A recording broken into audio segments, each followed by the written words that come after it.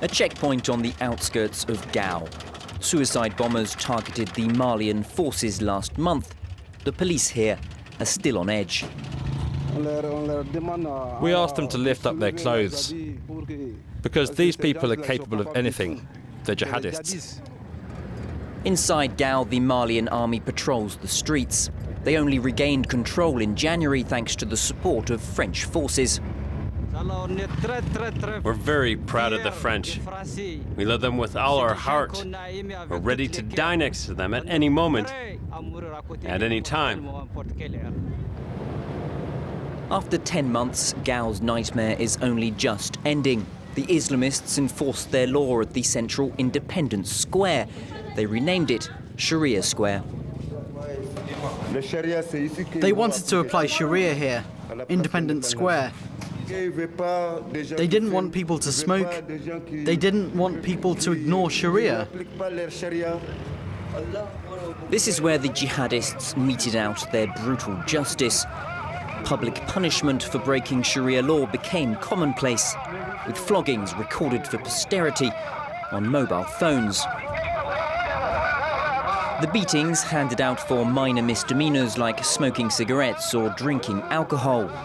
For crimes the Islamists judged more serious, like theft, offenders paid a higher price.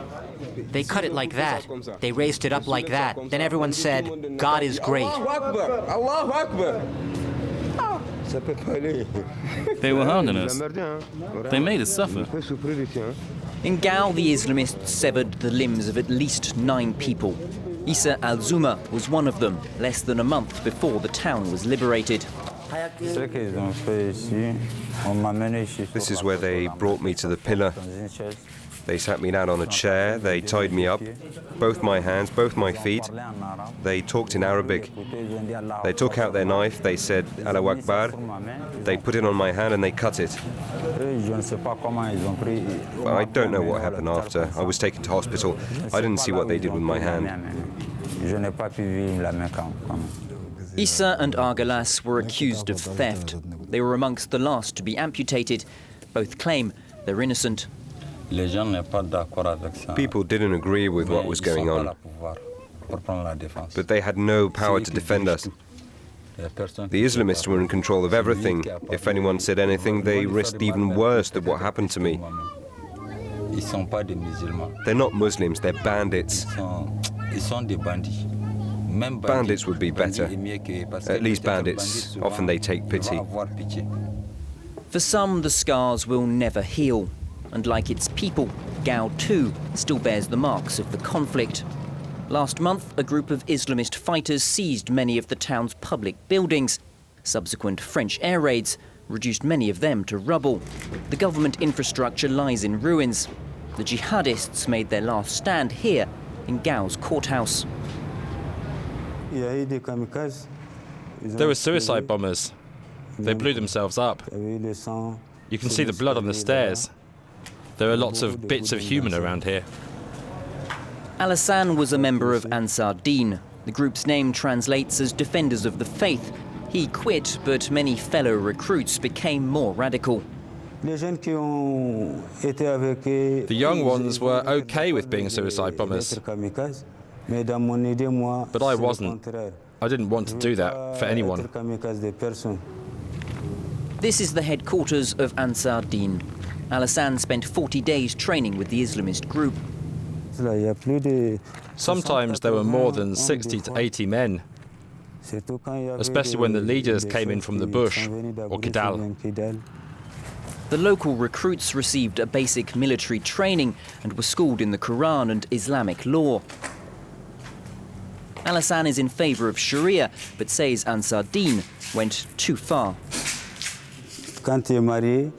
If you're married and you go with a woman in the street, Sharia should be applied to you. You should be buried up to the neck. Then you should be stoned until you die. That's all part of our Sharia. But I don't agree with them because they had no patience. They put pressure on people. They wanted to forcibly implement Sharia. That's where they went wrong. Just outside the town, a second Islamist militia was based at this camp. The fighters of the Mujahideen considered Gao their stronghold. Now the zone is under the control of soldiers from Niger, part of the multinational African force in Mali.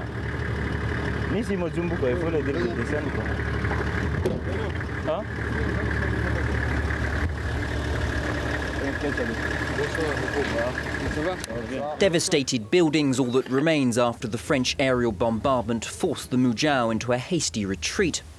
And in the middle of the ruins, abandoned equipment and documents, lists of local recruits, mission reports, even passwords for their checkpoints. 100 Mujahideen fighters trained here, heavily armed with weapons imported from Libya. The jihadists may have fled, but their threat is still tangible. This local refusing to talk, scared of retribution.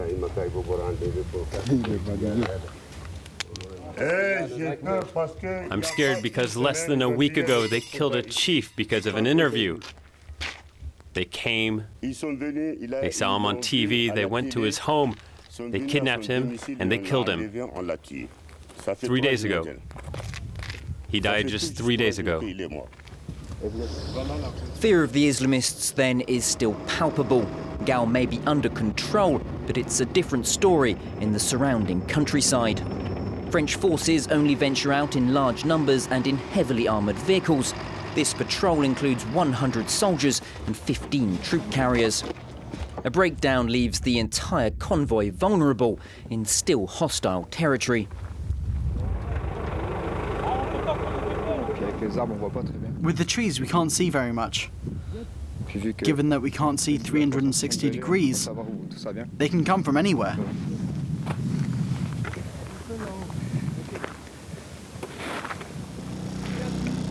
This is no man's land, ideal for the jihadists' guerrilla tactics.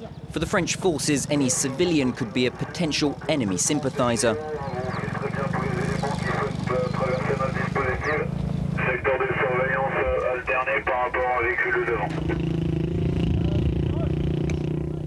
Can we get some feedback from the vehicles at the head of the convoy? Check, Lieutenant.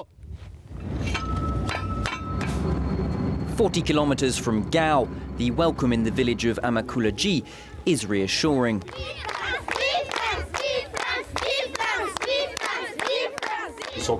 The objective for the French forces, root out any Islamists and reassure the villagers. Since we came here, they haven't come back? You never saw them again? Up until now, we haven't seen them. But once you go, who's to say they won't come back? Or that they're not hidden somewhere? No one. We're very shaken up. They left us traumatized. Back in Gao, the Malian forces don't have the same resources as their French allies. With binoculars, it would be better. Colonel Major Didier Dacko is the commander of regional operations. What weapons do you have here? Today, the colonel is inspecting a sentry post on the banks of the Niger River. Is there another observation post on this side you're in contact with? Yes, but... So how do you establish contact with them? Well, we don't have a radio. Oh, I see. With no radios, no binoculars, no bulletproof vests, the Malian army lacks equipment and it isn't ready for a French withdrawal. Its reputation was already damaged by last year's retreat. After helping liberate Gao, the military is only just regaining credibility with the local population.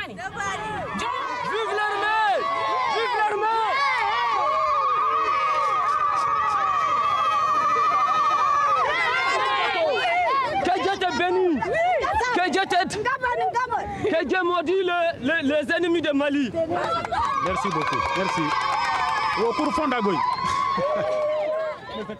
Another sign a page has been turned. Gao's bars, ransacked by the jihadists, are back in business. For now, the clientele is largely made up of Malian soldiers. The Petit Dogon is the first alcohol vendor to open its doors.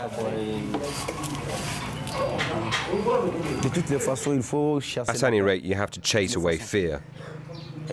At some point or another, someone has to seize the opportunity, take the initiative, take a risk to see how the situation is. So we took the risk, and up to now it's okay. Despite everything, though, life is returning to normal. The memories of Gao's ordeal are still fresh. An Islamist slogan can be made out beneath the coat of paint here. Paradise, it says, is in the shadow of the sword. But today, the people of Gao prefer more earthly pleasures. Music is no longer outlawed. The same goes for mixing with members of the opposite sex.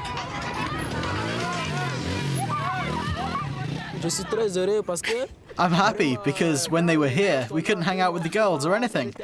Now we can, and we can do what we want with the girls. I'm really happy.